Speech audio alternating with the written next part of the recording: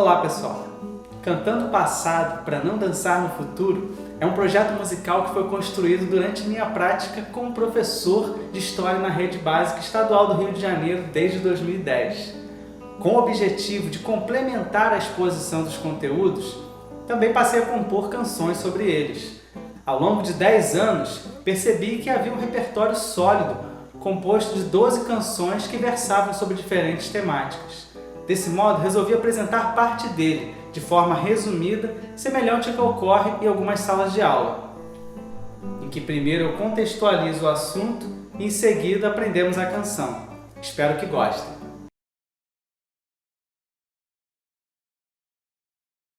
O que vocês sabem sobre a África? A África é um dos maiores continentes, contando com 53 países. Em cada 100 pessoas no mundo, 13 vivem na África e quase 2.000 línguas são faladas lá. O árabe é a língua utilizada por mais de 150 milhões de africanos. Contudo, mais de 70 milhões se comunicam pela língua Hausa, oriunda da Nigéria, a nação mais populosa da África. O islamismo é a principal religião praticada no continente, seguido pelo cristianismo e pelas religiões tradicionais africanas. Como podemos ver, a diversidade é a marca da África, com diferentes paisagens num único lugar. A sua fauna rica e harmoniosa em diferentes terrenos, leões, girafas, elefantes, zebras, são as imagens iniciais que nos vêm à mente quando citamos a palavra África. O maior deserto do mundo está na África. No norte do continente africano está localizado o famoso deserto do Saara, que pode atingir a temperatura de 60 graus ao longo do dia e de 10 graus negativos durante a noite. Além do Saara, existem vários outros pequenos desertos no continente africano, em que o mais conhecido, pelo menos visualmente, é o Kalahari, caracterizado com a sua vegetação rasteira. Mas a África também tem florestas tropicais fechadas, intransponíveis, como a localizada na República do Congo, na parte central do continente. Na parte oriental, na qual estão localizados Tanzânia, Quênia e Uganda, temos a África dos Grandes Lagos, como Vitória e Tanganica. Na parte nordeste do continente está localizado o famoso rio Nilo, tão conhecido pela civilização egípcia. No entanto, a África dos livros de história ficou conhecida pelo comércio europeu de almas, a escravidão. Ao longo de mais de 3 séculos, pessoas foram retiradas da África para trabalharem escravizadas em diversos lugares do mundo. Essa diáspora forçada teve como um dos destinos o Brasil e marcou profundamente o continente africano, tendo como uma das marcas a pobreza. Mas a África não é miserável, ela foi tornada miserável. Portanto, o Brasil é a outra margem do rio. Ou seja, só é possível compreender a cultura e o povo brasileiro se conhecermos muito bem a história da África, local de muitos dos nossos antepassados.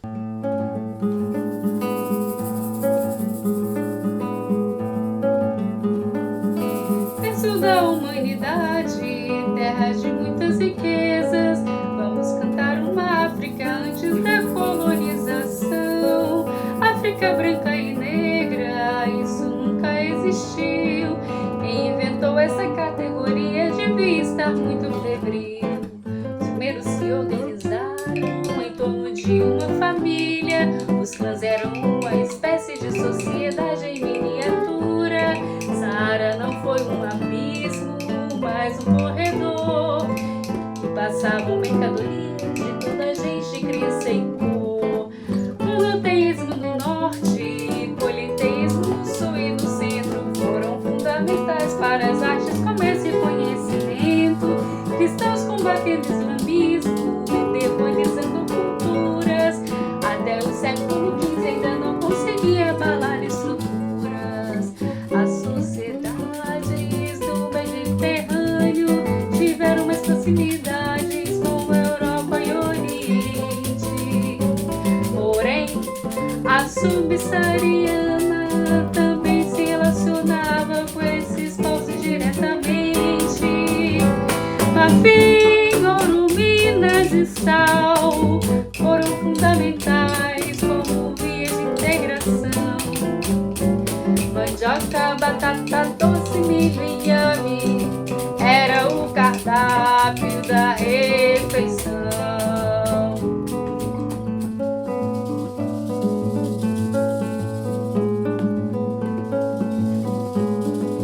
Berço da humanidade, terra de muitas riquezas, vamos cantar uma África antes da colonização.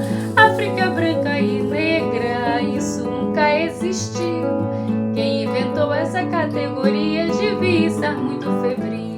Os primeiros se organizaram em torno de uma família. Os clãs eram uma espécie de sociedade em miniatura. Saara não foi um abismo, mas um corredor. E passavam mercadorias de toda a gente, crença e cor. Monoteísmo no norte, politeísmo no sul e no centro foram fundamentais para as artes, comércio e conhecimento.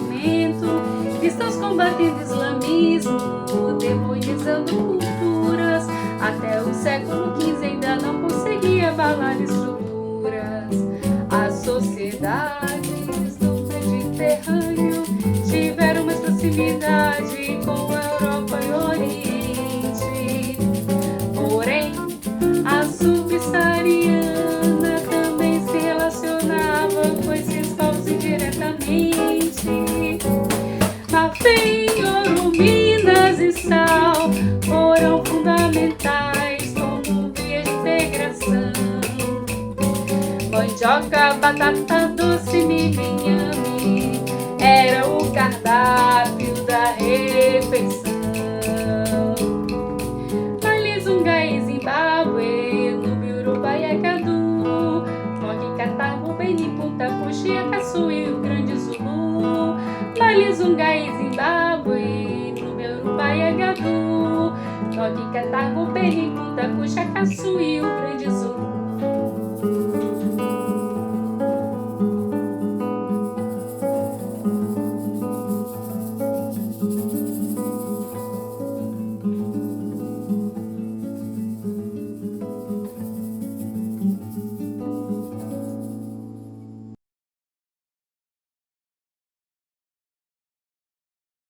As condições econômicas só têm sentido na história quando inseridas no contexto social. Entre os séculos XV e XVI, os interesses econômicos expressavam os desejos e objetivos da classe mercantil, ansiosa por ampliar a sua margem de lucro, o que não é muito diferente de hoje em dia. No contexto político, os esforços dessa classe mercantil se concentraram para o apoio à centralização, que favoreciam o crescimento das rendas do Estado, beneficiando também seus exércitos, preenchendo seus quadros funcionais e legitimando seu poder através das leis. Portugal e Espanha, que tinham encerrado uma luta recente contra os muçulmanos, guardaram em si um forte ideal missionário de salvação do cristianismo. A base da expansão teve como justificativa ideológica a catequização dos gentios. As novas concepções de que a Terra era esférica trouxe a certeza de que seria possível chegar a qualquer ponto navegando sempre em linha reta. Contudo, não bastava a certeza, eram necessárias também condições técnicas. Assim, o desenvolvimento da cartografia, a utilização da bússola, o uso do astrolábio e a invenção da caravela possibilitaram um mínimo de segurança para cruzar os oceanos. Um grupo de astrônomos, construtores navais, cartógrafos e pilotos experimentados de toda a Europa deu nome à Escola de Sagres, que não era apenas uma escola de navegação, mas um espírito de grupo, reunidos em torno de Dom Henrique de Aves, que tinha o controle sobre os recursos da Ordem de Cristo e investia na expansão portuguesa. Assim, os descobrimentos, que também podem ser considerados invasões, foram ocorrendo. Celta, Madeira, Açores, Cabo Bojador, Cabo Branco, Cabo Verde, Golfo da Guiné, até cruzarem a linha do Equador em 1471.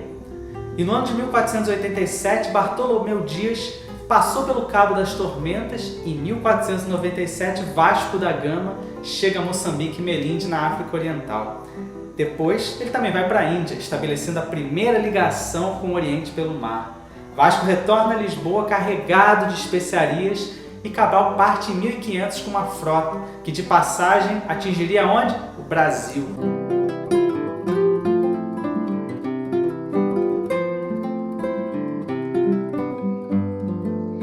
Depois da reconquista e centralização política, o Estado Nacional se restabeleceu.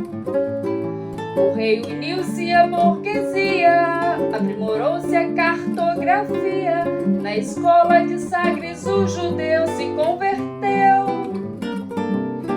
Pôs o astrolábio, novas embarcações, Espanha e Portugal com muitas pretensões.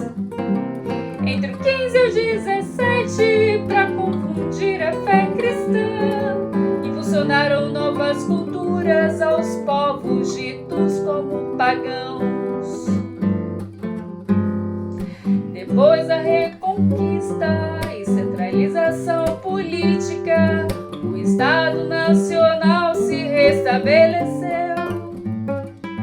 O rei uniu-se à burguesia, aprimorou-se a cartografia, na escola de Sagres o judeu se converteu. Pôs o astrolábio, novas embarcações, Espanha e Portugal com muitas pretensões.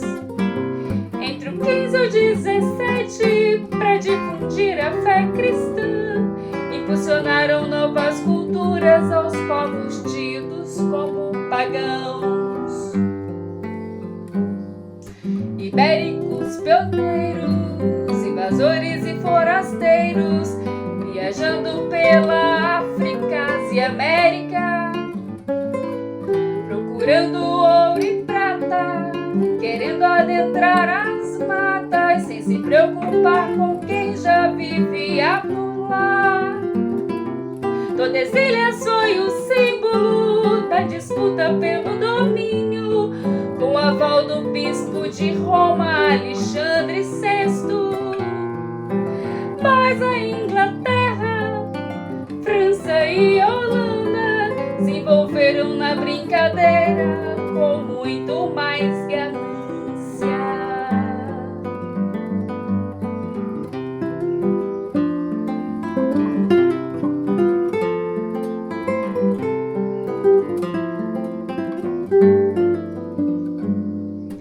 Ibéricos pioneiros, invasores e forasteiros, viajando pela África e América, procurando ouro e prata, querendo adentrar as matas, sem se preocupar com quem já vivia por lá. Tordesilhas foi o símbolo da disputa pelo domínio, com o aval do bispo de Roma, Alexandre VI. Mas a Inglaterra, França e Holanda se envolveram na brincadeira com muito mais ganância.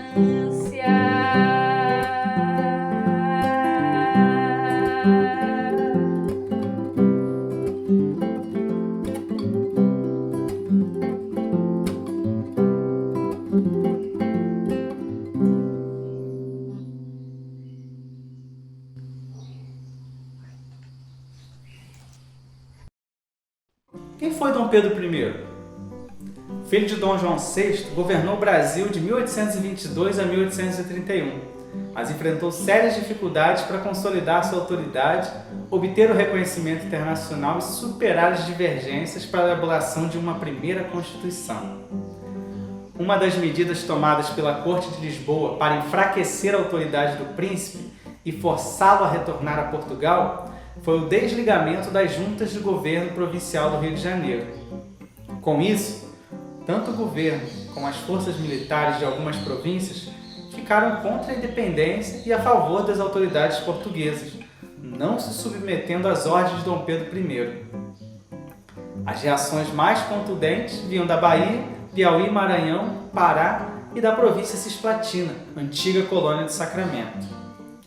Assim, a colônia brasileira contratou oficiais e marujos estrangeiros para lutar contra os portugueses, reconquistando alguns desses estados, como a Bahia, Piauí e Pará. Com a vitória sobre os portugueses da Cisplatina, Dom Pedro consolidou seu domínio militar no território nacional. Porém, essa província jamais aceitaria ser brasileira, sobretudo por conta da origem espanhola de seus habitantes. Um movimento revolucionário local, em 1825, declarou a anexação da Cisplatina ao nosso vizinho, a Argentina, o que resultou em 1828 na criação de outro nosso vizinho, Uruguai.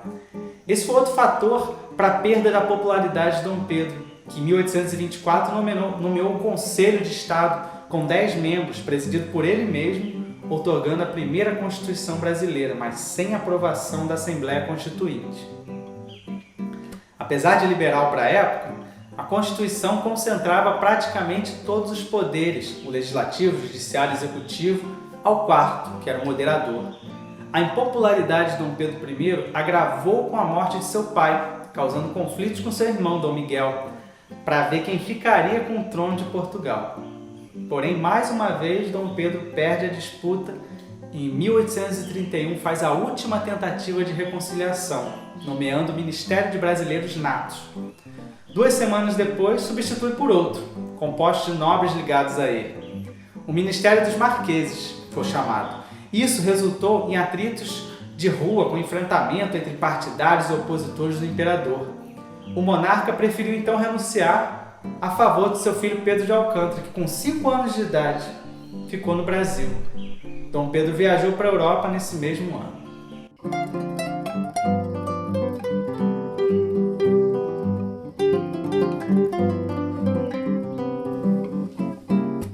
Ele não queria reinar o país, ele só queria curtir e ser feliz. Mas Napoleão não aceitou e a família real foi correndo pro Brasil. E o português se queixou, reclamando a volta do seu rei viril. Pedrinho ficou indeciso, mas papai mandou ele ficar. Faça a independência do Brasil e assegure o nosso lugar. Ele não sabia reinar e errou. Ele forçou com o poder moderador. Sem experiência moderna, ficou muito mais difícil pra ele suportar. Dom Pedro governou o Brasil, pensando em Portugal, ele só queria voltar. Filho do antigo regime, queria mesmo voltar para a Europa. Sumiu e deixou seu filhinho só de fralda e mamadeira, liderando a galopa.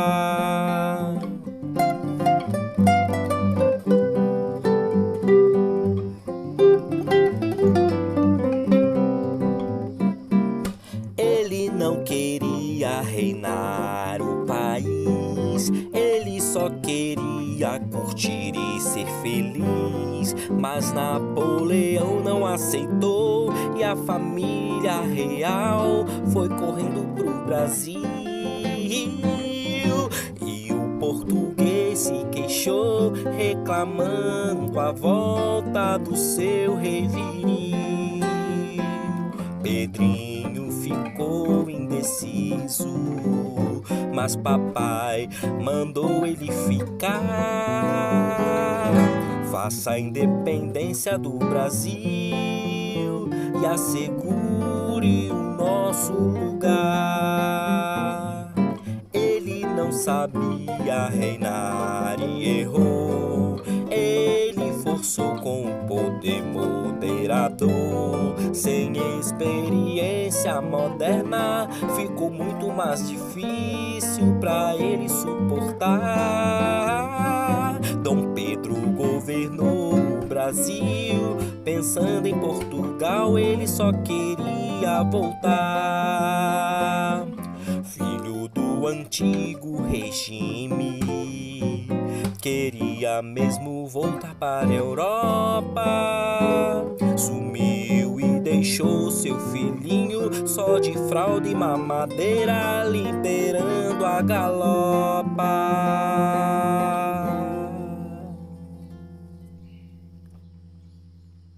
Logo após a Primeira Guerra, dívidas, inflação, desemprego e crises sociais assolaram o mundo, o que resultou no crescimento e declínio de diversos países, dando munição para o que viria a ser a Segunda Grande Guerra Mundial. Esse período ficou conhecido como Entre Guerras. Em 1919, foi criada a Liga das Nações, incentivada pelo presidente dos Estados Unidos, Wilson. Com sede na Suíça, considerada território neutro, a Liga era um organismo internacional dedicado à garantia da paz e à cooperação entre os povos, muito parecido com o que hoje é a ONU. Porém, antes mesmo de iniciar os trabalhos, o órgão sofreu um duro golpe dos próprios Estados Unidos, pois o Senado do país não aceitou o Tratado de Versalhes nem entrou na Liga das Nações. A Primeira Guerra deixou um rastro de cerca de 10 milhões de mortos, 6 milhões de inválidos e países destruídos e economias devastadas. Na luta contra os países vencedores, pesavam as dívidas contraídas com os Estados Unidos. Para os países derrotados, em especial para a Alemanha, a superação dos problemas deixados pela guerra se apresentava muito mais difícil. Nessa conjuntura, todos os governos recorreram à emissão de papel moeda em grande quantidade. Na Alemanha, ocorreu uma onda revolucionária entre 18 e 19. O movimento foi conduzido pelos socialistas da Liga Espartaquista, sob liderança de Rosa Luxemburgo. Nesse caso, os socialistas de esquerda lutavam contra os sociais-democratas que estavam no governo. Na Inglaterra, as disputas eleitorais giravam em torno de grandes dois partidos burgueses, o conservador e o liberal. Havia também o Partido Trabalhista, tendo como base os sindicatos e as ideias de tendências socialistas dentro do governo. Só que esses não podiam fazer nada, uma vez que não tinha maioria no parlamento, abrindo então terreno para a vitória do Partido Conservador em 26. A França sofreu bastante o efeito da Primeira Guerra. Parcialmente ocupada pelo inimigo durante o conflito, teve grande parte de seu território devastado entre 1913 e 1927. E assim o custo de vida nesse país aumentou 6 vezes. Essa satisfação fez crescer a esquerda em 1920 e foi fundado o Partido Comunista Francês, que em 24 obteve notável sucesso eleitoral. Em 1936, esses partidos formaram uma frente popular e venceram as eleições, colocando o primeiro-ministro socialista Léon Blum, ampliando os direitos trabalhistas e melhorando as condições de vida dos operários. Logo, os capitalistas se sentiram desprestigiados e sabotaram o governo, deixando de investir na produção e transferindo parte dos capitais para o exterior. O resultado foi desemprego e uma crise industrial em 1937, levando à queda do governo de Léon Blum no ano seguinte. A Primeira Guerra trouxe benefícios para os Estados Unidos, pois os combatentes não lutaram em seu território, o que possibilitou o aumento das exportações para a Europa, que estava mergulhada no conflito. Logo, a década de 20 foi uma fase de expansão econômica, levando a sociedade de consumo crente no desenvolvimento ilimitado. E na Europa, a euforia estava na vitória dos partidos socialistas e na crença num período de prosperidade da classe trabalhadora. Mas a quebra da Bolsa de Nova York e as sabotagens políticas dos liberais europeus arregimentaram a ascensão dos governos totalitários na Itália e na Alemanha. Assim, o período entre guerras ficou marcado pelos anos 20 loucos e pelos anos 30 conservadores.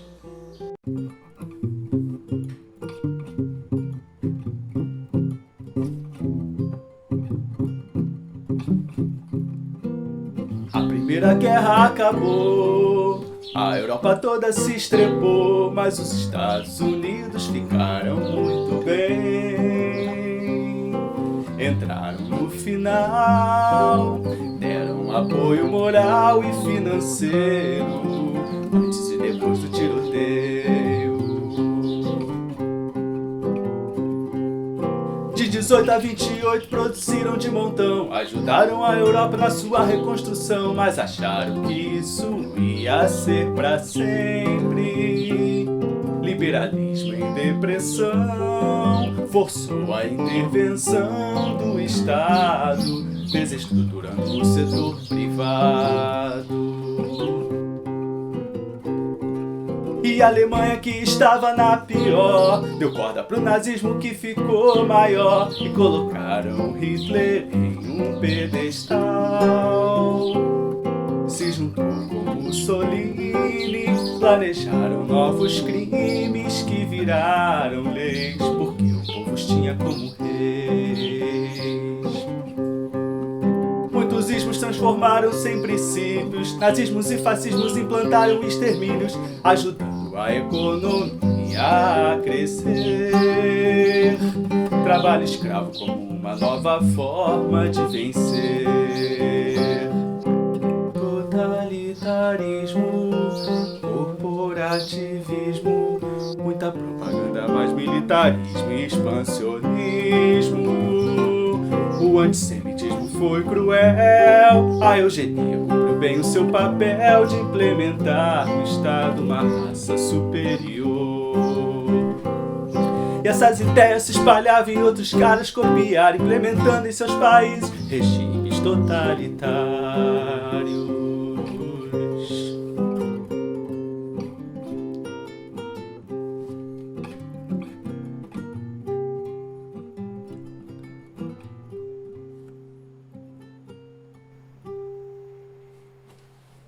O conflito de 39 a 45 foi de fato uma guerra mundial. Houve envolvimento de todos os continentes por conta da existência de 4 frontes: Europa Ocidental, Europa Oriental, Norte da África e Pacífico. Apenas alguns países europeus e latino-americanos ficaram neutros. As ações do Pacífico tiveram a mesma importância que as da Europa. Por ser uma ilha, a Inglaterra foi o único país europeu que os alemães não ocuparam. Os Estados Unidos consolidaram a vitória dos aliados por conta de sua enorme produção industrial e participação militar, especialmente no Pacífico, lutando contra os japoneses. A União Soviética teve papel fundamental ao vencer o exército nazista na Batalha de Stalingrado. As novas tecnologias bélicas, associadas à política de extermínio dos nazistas em campos de concentração e à decisão norte-americana de utilizar a bomba atômica, tornaram os civis as grandes vítimas. Os militares, bem alimentados e protegidos, faziam retiradas estratégicas quando estavam em uma situação adversa. No processo histórico, não há como identificar um único responsável por essa guerra. Contudo, foi decisivo o desejo de hegemonia de Hitler, de querer construir uma nova ordem mundial conforme os princípios do nazismo, o que deu à guerra a dimensão de uma cruzada pela nova civilização. O grande capital alemão exigia sua fatia na participação da exploração do mundo colonial. O mundo ficou pequeno para um enorme desenvolvimento industrial e as grandes potências passaram a competir para obter mão de obra e matéria-prima mais baratas. Assim, também queriam mercados para escoar sua produção e investir em capital. A política das potências capitalistas em isolar a União Soviética, impondo-lhe um cordão sanitário na estratégia de conter o avanço comunista sobre a Europa, também contribuiu na abertura de espaço para a ação nazista e o apoio ao fascismo italiano. Assim, estava aceso o pavio para a explosão da Segunda Grande Guerra Mundial.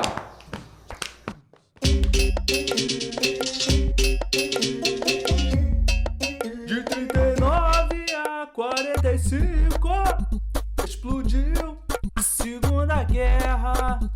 Ninguém mais aguentava o abuso do alemão, do nazismo, do fascismo e ainda do Japão. A Inglaterra e a França fizeram vista grossa. Hitler e Mussolini resolveram se armar, invadir outros países e ninguém foi reclamar. E a Liga das Nações não quiseram se turmar, porque o bagulho tava doido e já podia piorar. Tava duro de aguentar. Ah, tava duro de aguentar. De 39 a 45 explodiu Segunda Guerra. Ninguém mais aguentava o abuso do alemão, do nazismo, do fascismo e ainda do Japão.